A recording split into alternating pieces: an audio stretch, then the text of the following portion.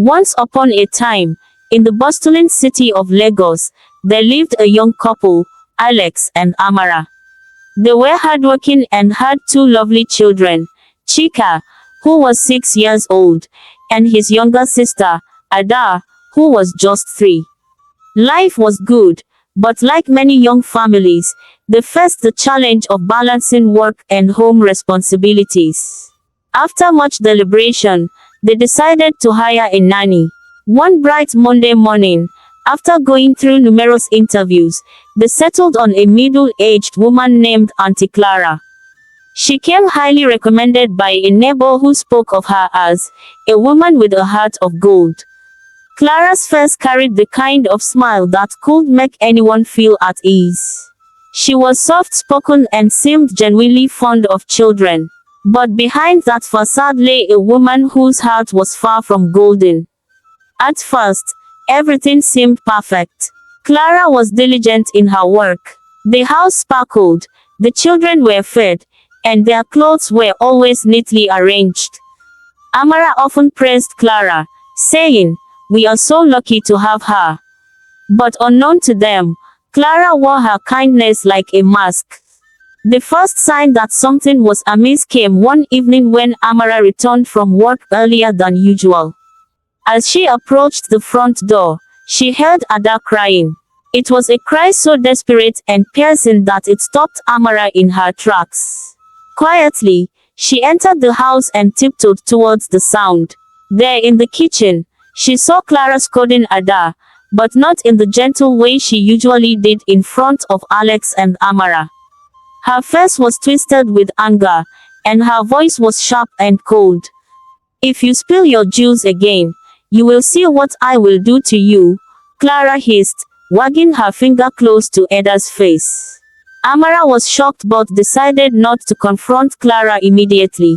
She wanted to observe more before making accusations. That night, she shared her concerns with Alex. "Something isn't right with Clara. I feel it in my spirit."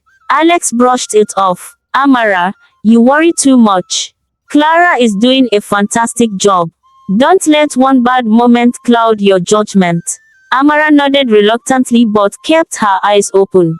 Days turned into weeks, and Amara noticed subtle changes in her children. Chika, who was once playful and chatty, became withdrawn. Ada, who loved cuddles, now flinched whenever Clara came near her. Amara's motherly instinct screamed that something was wrong. One Friday evening, Amara decided to set up a hidden camera in the living room and another in the children's bedroom. She didn't tell Alex because she feared he might dismiss her concerns again. The next day, she and Alex left for work as usual, leaving Clara alone with the kids. When Amara got home that evening, she wasted no time retrieving the footage. As she sat in her room watching the videos, her heart sank. Clara's true nature was revealed. In the footage, Clara snatched a toy from Ada, saying, "You don't deserve this." She dragged Chika by the arm when he refused to eat and locked him in the bathroom for over an hour. Worst of all, she was seen eating the children's snacks and scolding them harshly when they asked for food. Tears streamed down Amara's face. She called Alex immediately, and when he arrived, she showed him the footage. He was furious. "How could she treat our children like this?" he shouted. They decided to confront Clara the next morning. When Clara arrived the next day, she was her usual cheerful self. "Good morning, madam. Good morning, Oga," she greeted, smiling as she took Ada from Amara's arms. But this time, Amara didn't return the smile. "Clara, we need to talk," Alex said, his voice firm. Clara's smile faltered. "Is something wrong, sir?" Amara pulled out her phone and played the footage. Clara's face turned pale. She stammered, Madam, it's not what it looks like." Alex interrupted her. "Save your excuses. How dare you treat our children like this? We trusted you." Clara dropped to her knees, pleading, "Please, forgive me. It was the devil, I don't know what came over me. Amara was too angry to listen. Get out of my house, Clara. And don't ever come near my family again. Clara left in tears, but the family's ordeal didn't end there. Alex and Amara realized that simply firing Clara wouldn't erase the trauma their children had endured. They decided to take a more active role in their children's lives. Amara cut back her work hours to spend more time with them, and Alex started coming home earlier to be part of their daily routines. They sought the help of a counselor who taught them how to rebuild trust and create a safe environment for their children. Months later, Clara's story came to light in the neighborhood. It turned out she had been dismissed from her previous jobs for similar behavior, but her employers had chosen to stay silent, allowing her to move on to unsuspecting families. Amara and Alex decided to report Clara to the authorities, ensuring she would not harm another family again.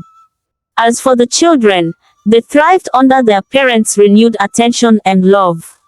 Chika's laughter returned, and Ada no longer flinched at the sound of footsteps. The family's bond grew stronger, and they became advocates for careful vetting of caregivers, sharing their story widely to prevent others from falling into the same trap. The story of the wicked nanny became a profound reminder of the strength of love and the necessity of staying vigilant to safeguard the ones we cherish most. Alex and his wife Amara learned a bitter lesson of putting their family above their career. Over time, Amara and Alex built an organization dedicated to helping families find trustworthy caregivers. They collaborated with legal authorities and experts to conduct thorough background checks on potential hires. Their efforts gained national attention, sparking conversations about child safety and caregiver accountability.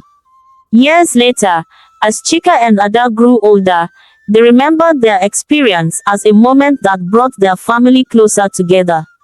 Chika often said, "Mommy and Daddy taught us to always speak up, no matter how small we feel." Their story became a beacon of hope and change for many families, turning their pain into purpose. Thank you for watching. Feel free to tell us what you think about the story in the comment section. Do not forget to like this video, share, and if you have not subscribed to my channel, kindly do so now for more interesting videos.